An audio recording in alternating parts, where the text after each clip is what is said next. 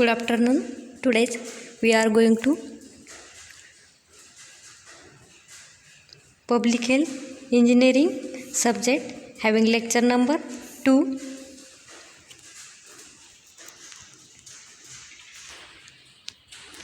Then last lecture first, having complete point, introduction to Public Health Environment and syllabus of Public Health Environment in Engineering subject. जो काही public health engineering subject आहे सिव्हिलच्या ब्रँचेससाठी त्यापैकी त्याची first लेक्चरमध्ये आपण public health इंजिनिअरिंगची introduction बघितली. त्यानंतर जो काही सिलेबस आहे त्यामध्ये ते आपण बघितलं आहे.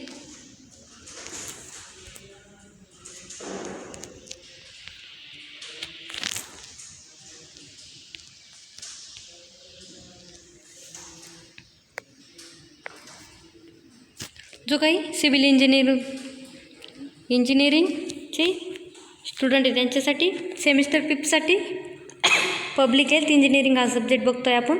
त्यामध्ये सब्जेक्ट कोड आहे 22504. त्यामध्ये बघितलं होतं बघा आपण लास्ट लेक्चरमध्ये. जो काही तुमचा पब्लिक हेल्थ इंजिनिअरिंग हा सब्जेक्ट आहे तो किती मार्क्ससाठी आहे, त्याची 17 मार्चची थिअरी एक्झाम आहे, तर 13 मार्चचं progressive assessment and 15 marks practical, असा टोटल 150 मार्क्सला तो सब्जेक्ट आहे तुमचा पब्लिक हेल्थ इंजिनिअरिंग. लास्ट लेक्चरमध्ये आपण बघितलं होतं त्यामध्ये टोटल किती चॅप्टर आहे सिलेबसमध्ये तुम्हाला, टोटल 5 युनिट आहे, 5 चॅप्टर. त्यामध्ये युनिट फर्स्ट काय होतं, sources, quantity and quality of water. Unit 2, purification of water. Unit 3, convenience and distribution of water. Unit 3, Unit 5, domestic sewage and system of sewerage. Unit 5, characteristics and treatment of sewage. अशा प्रकारे total 5 unit आहे तुम्हाला public health engineering सब्जेक्टमध्ये.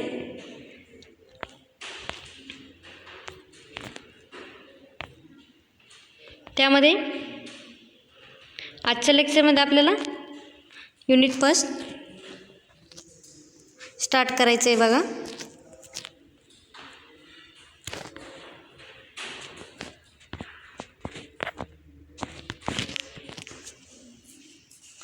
Unit first chapter number first name काय आहे, sources, quality and quantity of water.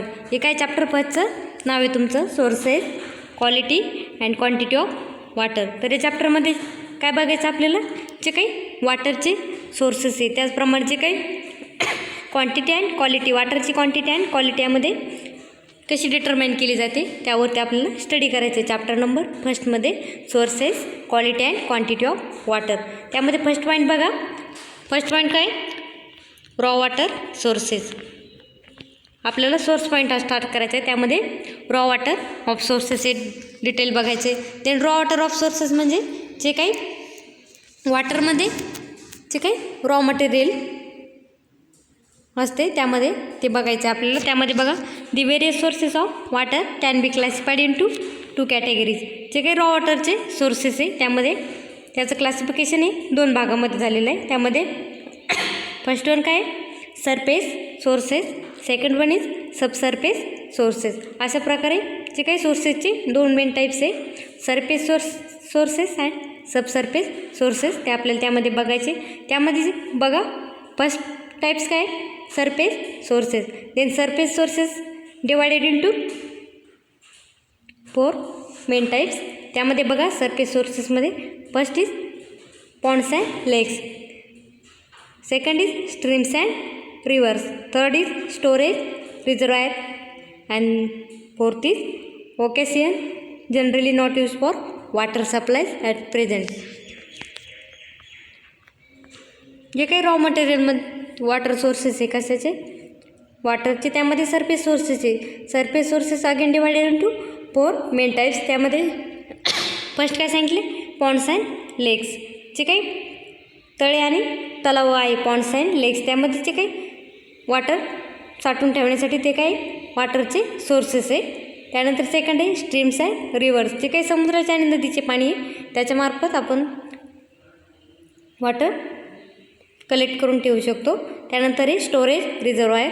Storage reservoir म्हणजे त्यामध्ये वेगवेगळे जे काय आपण वेगवेगळे हे टँकमध्ये वॉटर स्टोअर करून ठेवतो ते त्यामध्ये येते स्टोरेज रिझर्वायर. त्यानंतर फोर्थ आहे ocean, generally not use for water supplies at present. जे काही ओकेशन म्हणजे समुद्राचं पाणी ते वॉटर सप्लायसाठी यूज केलं जातं का नाही. तर अशा प्रकारे सरफेस सोर्सेस आपण बघितलं. सेकंड टाईप बघायचा आहे sub sources. Then sub sources are underground sources such as springs, infiltration, wells and tubewells. जे काही सबसर्फेस सोर्सेस आहे. सबसर्फेस म्हणजे जे काही जमिनीच्या खालच्या भागात वॉटरचे सोर्सेस आहे, वॉटरचे स्रोत आहे. ते कोणते येतं? Springs, infiltration, well and tube well. जे काही जमिनीच्या खाली आपल्याला पाण्याचे सोर्सेस आढळून येतात त्यामध्ये स्प्रिंग्स जे काही बोरचे पाणी, त्यानंतर विहिरीचे पाणी आणि ट्यूबवेल्स म्हणजे जे काही अंडरग्राऊंड जमिनीखालून ते का आपण पाईपलाईन करतो त्यामार्फत वॉटरचा सप्लाय केलं जातं. अशा प्रकारे जे काही रॉ वॉटर सोर्सेस आहेत त्याचे मेन 2 टाईप बघितले आपण. कोणते? Then first one is surface sources. Then surface sources म्हणजे जे काही जमिनीच्या वरती आपल्याला जे काही पाणी साठवण्यासाठी जे काही यूज केले जाते त्याला काय म्हणतात? Surface sources. आणि सबसर्फेस सोर्सेस म्हणजे जमिनीच्या खाली अंडरग्राऊंड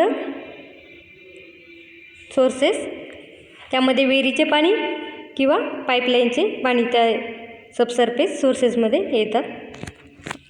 अशा प्रकारे फर्स्ट पॉईंट काय बघितला आपण? Raw water sources. त्यामध्ये surface sources and subsurface sources हे बघितले. त्यावरून तुमच्या लक्षात येऊन जाईल की सरफेस सोर्सेस म्हणजे काय आणि सबसर्फेस सोर्सेस म्हणजे काय.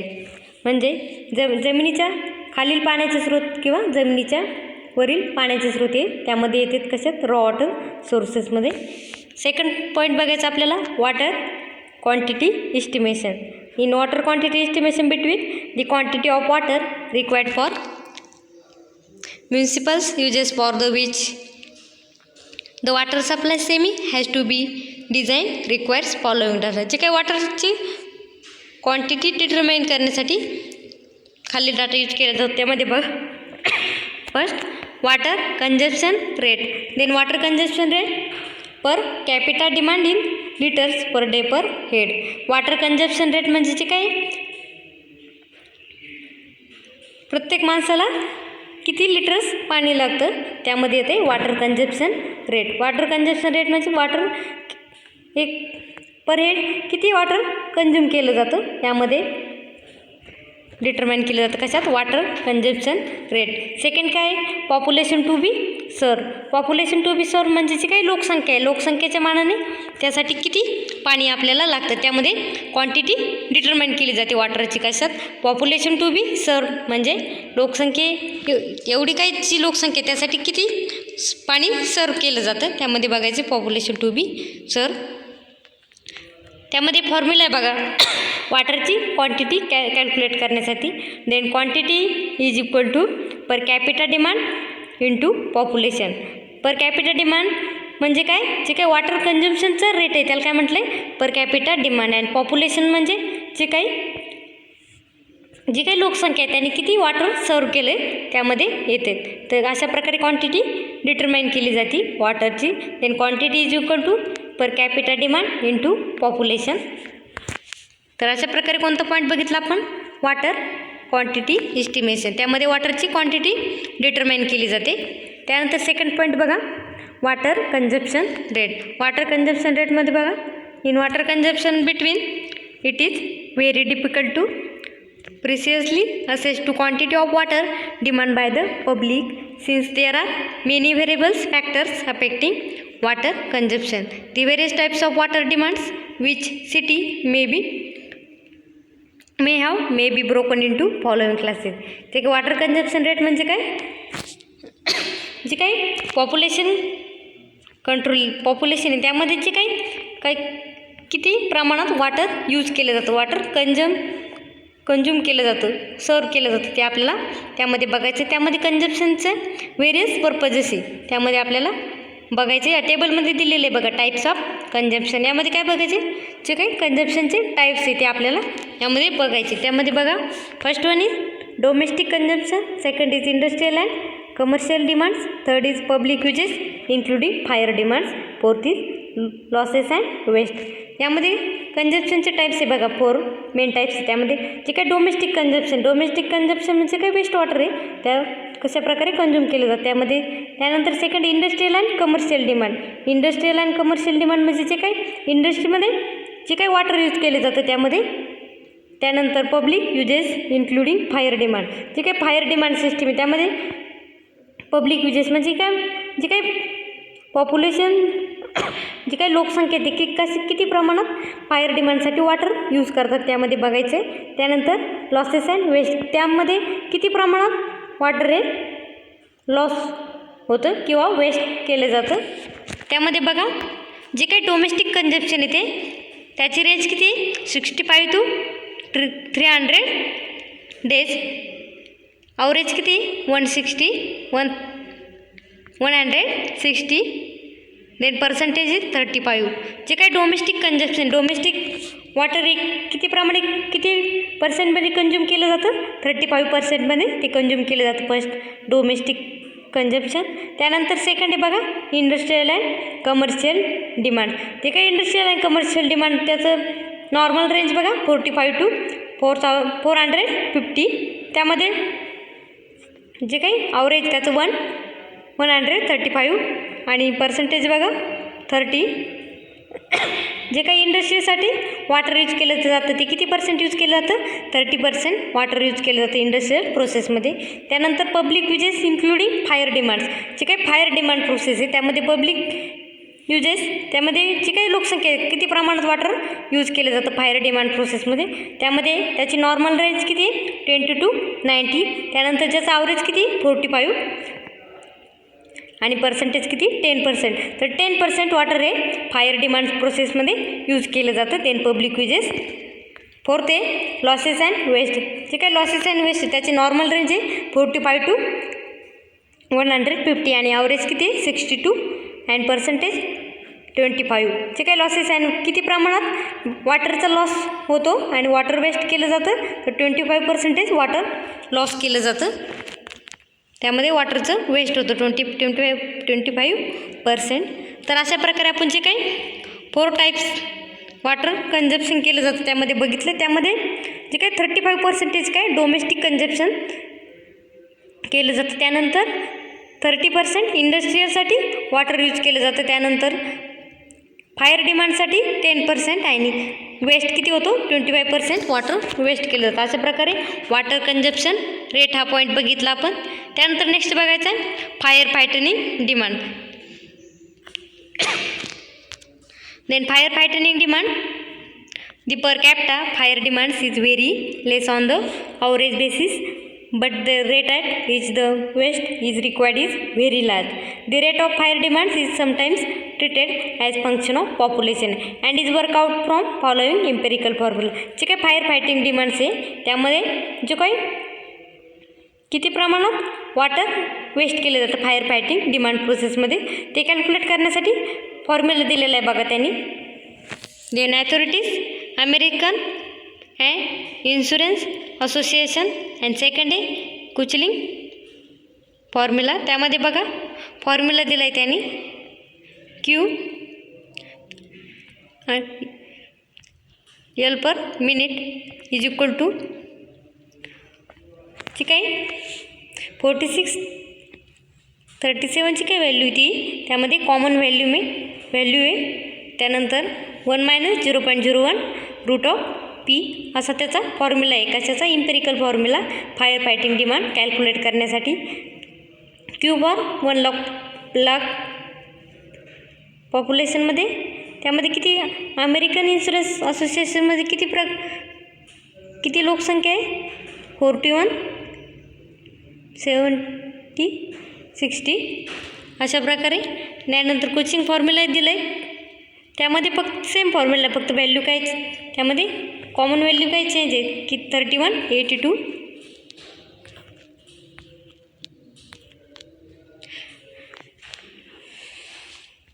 नेक्स्ट बघायचं आपल्याला. Next point, factor affecting per capita demand. Factor affecting per capita डिमांडमध्ये बघा, फर्स्ट फॅक्टर्स आहे size of the city. In size of the city between per capita demand for big cities is generally large as compared to that for smaller towns as big cities have several houses. Size of सिटीमध्ये काय सांगितलं त्यांनी, जे काही capital demand आहे, जे काही big cities जर असेल तर त्या ठिकाणी जास्त प्रमाणात वॉटर यूज केलं जातं आणि स्मॉल सिटी असेल तर तेथे कमी प्रमाणात वॉटर यूज केलं जाते.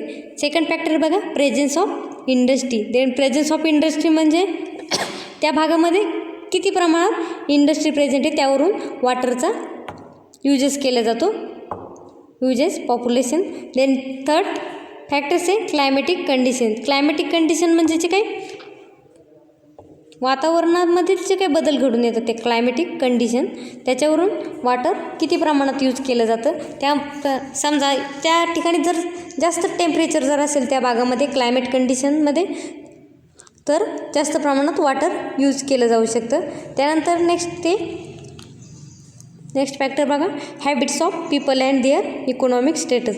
Habits of people and their economic status म्हणजे जी काही माणसाची सवय की किती प्रमाणात वॉटर, तो दिवसातून किती प्रमाणात वॉटर यूज करतो त्यावरून किती वॉटर लॉस केलं जातं, त्यामध्ये habit of पीपलवरून.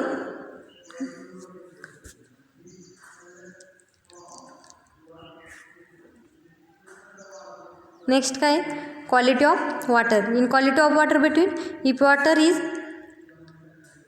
aesthetically and medically safe, the consumption as people will not resort to private wells etc. Quality of water म्हणजे जे काय वॉटर हे काय कुठून यूज केलं जातं, जे काय प्रायव्हेट वेल्स ती काय विहीर आहे त्याच्यातून वॉटर यूज केलं जातं, त्यावरून त्याची क्वालिटी डिटरमाइन केली जाते वॉटरची. देन नेक्स्ट फॅक्टर आहे pressure in the distribution system. Pressure in the distribution system म्हणजे जी काही सिस्टीम आहे वॉटर डिस्ट्रीब्यूट करण्याची त्यामधील प्रेशर आहे. त्यानंतर बघा efficiency of water works administrate, त्यामध्ये in between leaks in water mains and services authorize use of water can be kept minimum by surveys. Next आहे cost of water. Cost of water म्हणजे काय, जे काय वॉटरची price येते आहे त्यामध्ये cost of वॉटरमध्ये येते की वॉटर हे त्या ठिकाणी जी काही कंडिशन आहे त्याच्यावरून त्याची कॉस्ट ठरवली जाते वॉटरची. समजा ज्या ठिकाणी जर वॉटरचा सप्लाय हा कमी होत असेल तर त्यामध्ये त्याची कॉस्ट कशी असते वॉटरची हाय, आणि जर वॉटरचा सप्लाय जर मोठ्या प्रमाणात होत असेल तर तेथे वॉटरची कॉस्ट कशी असते लो. लास्ट फॅक्टर आहे then policy of metering and charging method. त्या in between water tax is charge in two different ways on the basis of meter reading and on the basis of certain fix monthly rate.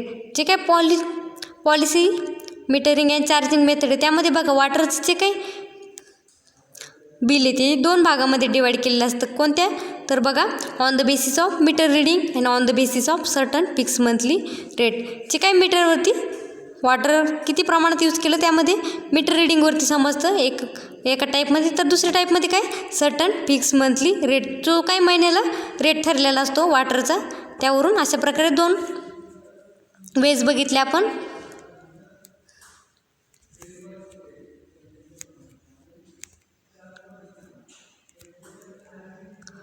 त्यानंतर next point बघायचा आहे fluctuation in rate of demand. त्यामध्ये बघा average daily per capita demand. त्यामध्ये formula दिला आहे त्याने fluctuation of रेटमध्ये average daily per capita demand is equal to quantity required in 12 months per 365 into population. अशा प्रकारे average daily per capita demand calculate केला जातो कोणत्या फॉर्म्युलेने, जे काही क्वांटिटी रिक्वायर्ड इन 20 मंथ म्हणजे 365 दिवसात जे काही क्वांटिटी डिटरमाइन केली जाते, त्यानंतर इंटू पॉप्युलेशन दोन्हीचा प्रोडक्ट तून काय होते average daily per capita demand calculate करता येते. In this average demand is supplied at all the times it will not be sufficient to fluctuation. त्यामध्ये बघा सीझनल व्हेरिएशन, डेली व्हेरिएशन, हॉर्सली व्हेरिएशन असे 3 मेन टाईप्स बघायचे आपल्याला. त्यामध्ये सीझनल व्हेरिएशनमध्ये बघा the demand peaks during summer. Seasonal variation म्हणजे तर वॉटरला जास्त प्रमाणात डिमांड कधी दिला जातो, तर समर सीझनमध्ये वॉटरला डिमांड दिला जातो. कशामुळे, कारण त्या समर सीझनमध्ये आपल्याला वॉटरचं जास्त प्रमाणात तुटवडा जाणून येतो, त्याच्यामुळे समर सीझनमध्ये जास्त डिमांड दिला जातो. Fire break outs are generally more in summer increasing demand, so there is seasonal variation.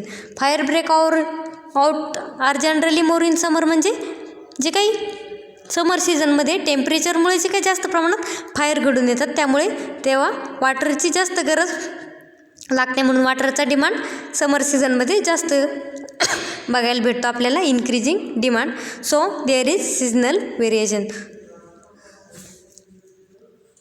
Seasonal व्हेरिएशनमध्ये काय बघितलं आपण, the demand peaks during summer, fire breakouts are generally more in summer increasing demand, so there is seasonal variation. अशा प्रकारे seasonal variation concept कळाली का, त्यामध्ये जे काही कोणत्या सीझनमध्ये जास्त प्रमाणात वॉटर यूज केलं जातं आणि वॉटरला कोणत्या सीझनमध्ये जास्त डिमांड आहे, तर समर या सीझनमध्ये वॉटरला जास्त डिमांड आहे.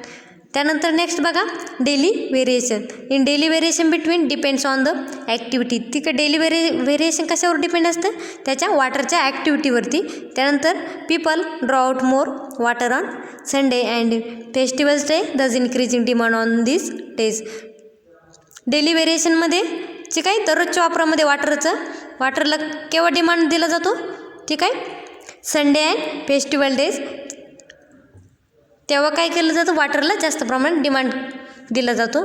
सुट्टीच्या दिवसामध्ये वॉटरला जास्त डिमांड दिला जातो. आपण जे काय वॉटर डिमांड प्रोसेस बघतो, त्यामध्ये सीझनल व्हेरिएशन बघितलं, त्यामध्ये समर सीझनमध्ये जास्त डिमांड दिला जातो. त्यानंतर डेली व्हेरिएशनमध्ये संडे अँड फेस्टिवल डेज जे काही हॉलिडेज, त्यामध्ये वॉटरला जास्त डिमांड दिला जातो. त्यानंतर नेक्स्ट बघा hourly variation. In hourly variation are the very important as they have wide range. During activity household working hours from 6 to 10 the morning and 4-8 in the evening, then bulk of the daily requirement is taken. Hourly variation म्हणजे जे काही हाऊसहोल्डमध्ये आपण water किती प्रमाणात use केलं जातं, त्यामध्ये firstly in morning 4 to 8 सकाळी 4 ते 8 वाजेपर्यंत जास्त, आणि इव्हनिंग टाईमला जास्त त्याला डिमांड दिला जातो in हाऊसहोल्डमध्ये वॉटरला. Then moreover, if the fire breaks out, the quantity of water is required to be supplied during short duration.